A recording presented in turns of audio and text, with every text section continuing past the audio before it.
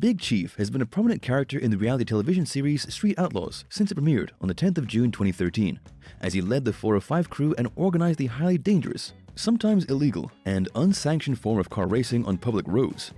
The show has become so successful that it eventually aired for 17 seasons and has spawned several spin-off series.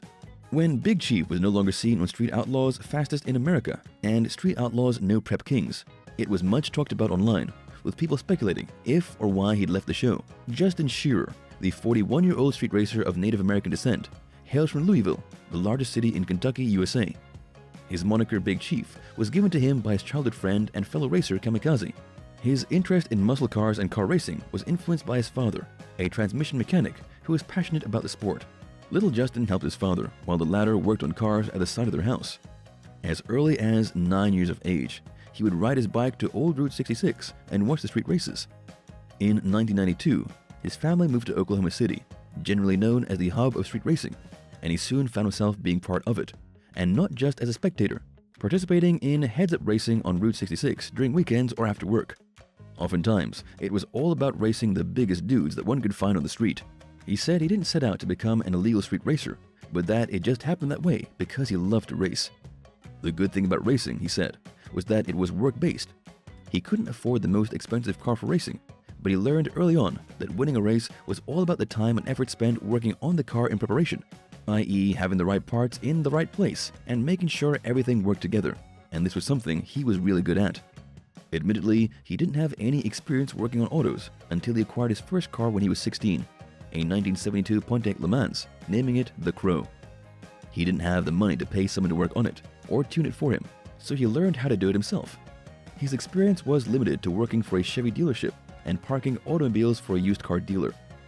Big Chief set up the Midwest Street Cars website in 2000 for a more efficient and fun way to communicate with racers all over the country.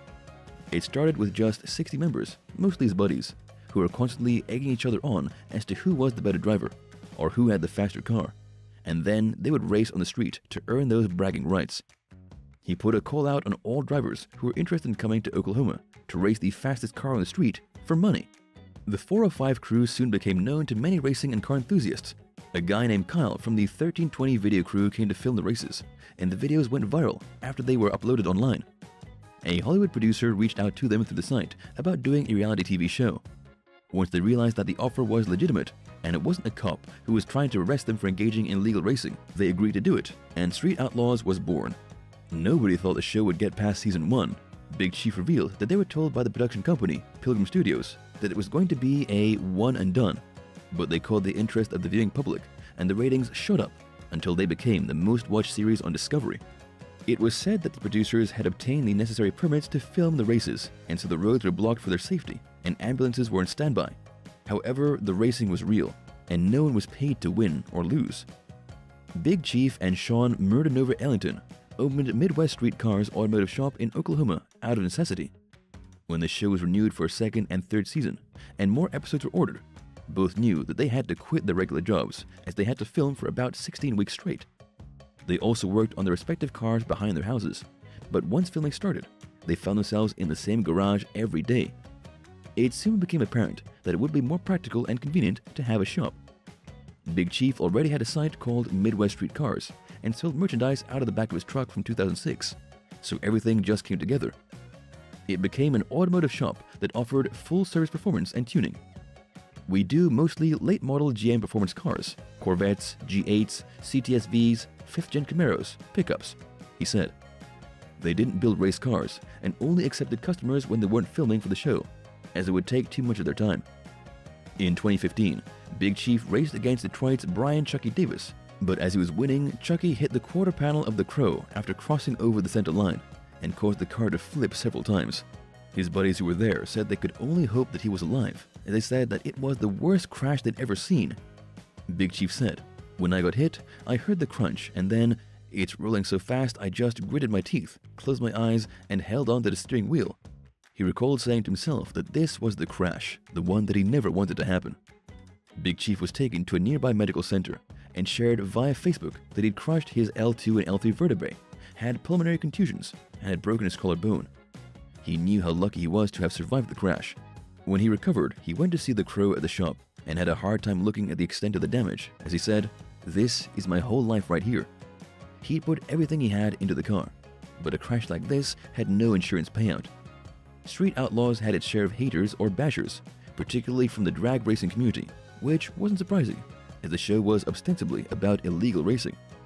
The National Hot Rod Association, NHRA, warned racers that they would become ineligible for racing at their events should they appear on the show, as they didn't want to condone the practice of a supposedly illegal and unsafe activity.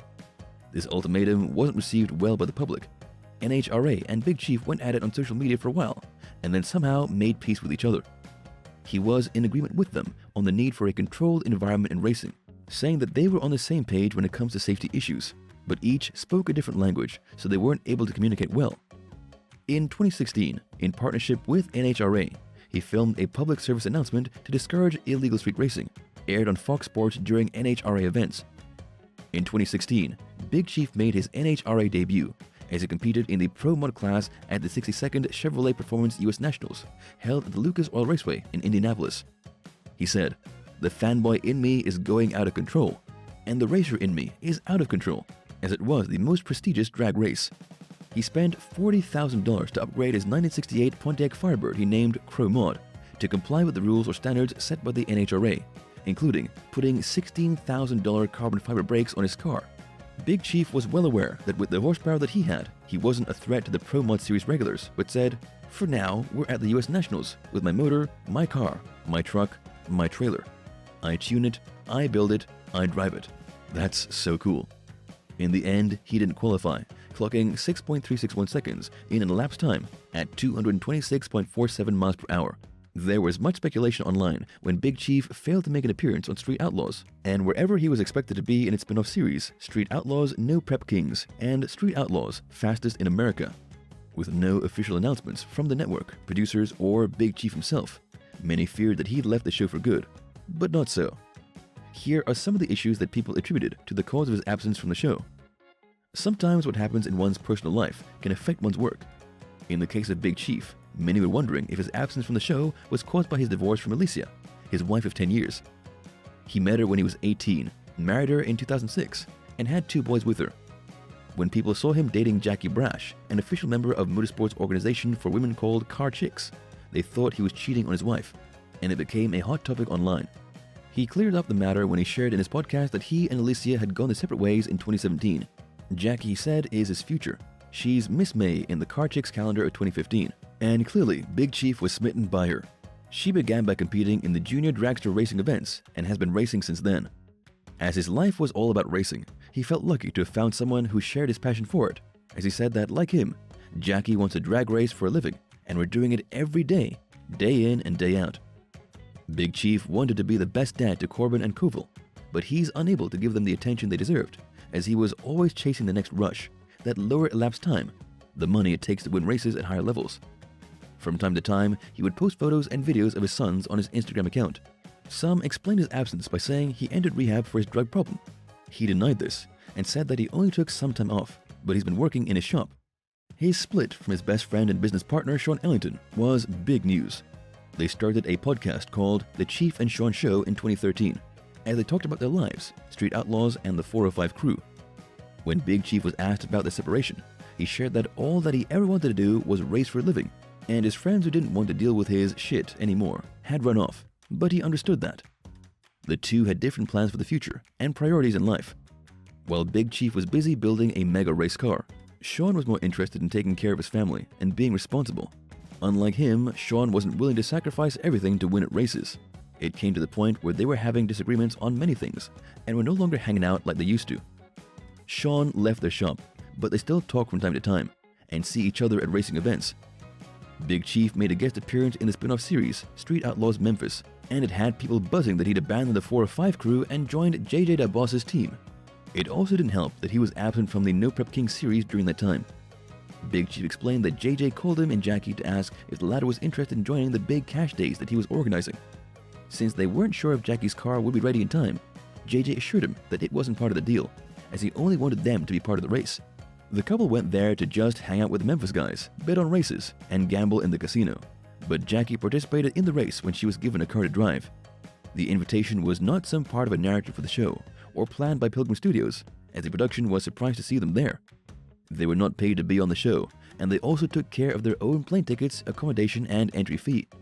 Big Chief has been the face of Street Outlaws since it started, and the selling point of the show was that he and the 405 crew were the baddest and fastest street racers in the country.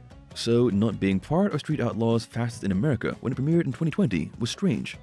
In the show, JJ the Boss from Memphis hosted the biggest street race in the US, as elite drivers from 9 street racing teams competed to earn the right to challenge Memphis for the title of the fastest in America, and for the prize money of $100,000. The simple truth about what happened was that Big Chief knew nothing about it, as no one from the network or the production company approached him about doing the show, and he didn't have any contact with JJ during that time. He only learned about it through Facebook, about a race for money, and was interested in it, only to find out that it was for a Memphis show on Discovery. The producers then talked to them about it, and said that if they wanted to be part of it, they could make it happen, but suggested to think hard if doing it would be worth it. The schedule would be brutal, as it would involve a lot of traveling and prepping the cars, as they would also be filming for both the original show and the No Prep King show around that time. In the end, a decision was made to sit this one out, saying, "It's a Memphis thing. Let it remain a Memphis thing." On why he wasn't saying anything about his sudden disappearance from the shows, he explained that he didn't feel the need to post every race that he's not going to participate in, or even attend, as it wasn't right to announce something like that. The only way he would ever do that was if his photo was used to sell tickets, but he wouldn't be there. He knew his fans would not only be disappointed, but would also be annoyed with him, even if it wasn't his fault. Issues would then crop up that would put him in a negative light, so he'd like to avoid that. There's no chance that Big Chief will disappear from the street racing scene anytime soon. Thank you for spending some time with us. Make sure to like and subscribe so you never miss another video. We also handpick these videos which we recommend you watch next. You can talk to us on all social medias or ask a question in the comments below. Thank you for being with us, and we'll see you back tomorrow.